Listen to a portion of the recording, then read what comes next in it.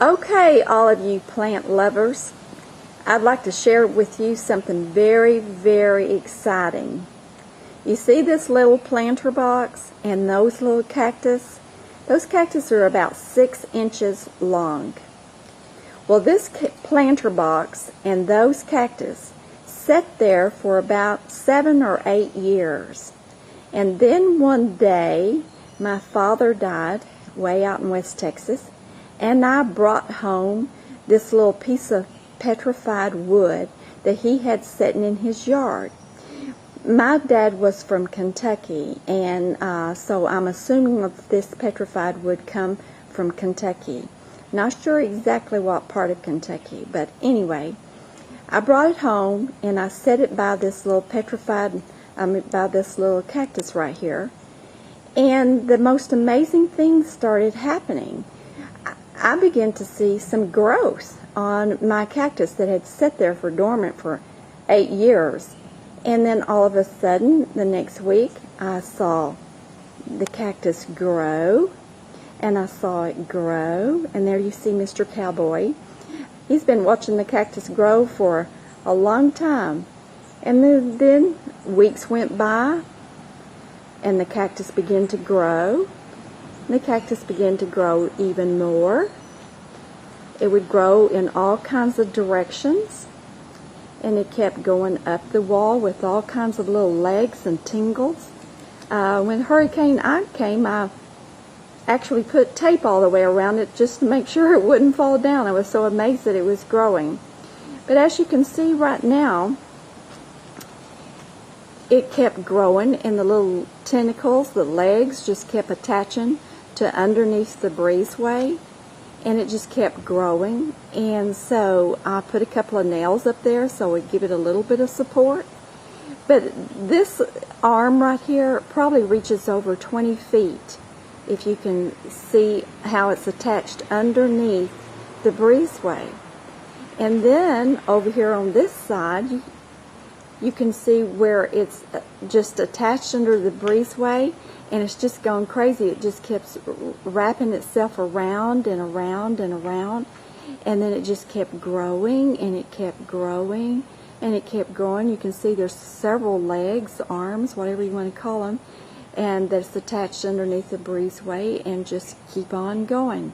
This side is probably over 20 feet also. The amazing thing on this cactus is that I've lived out in the desert of West Texas for many, many years, and I witnessed a lot of cactus growing, but I've never seen anything like this before.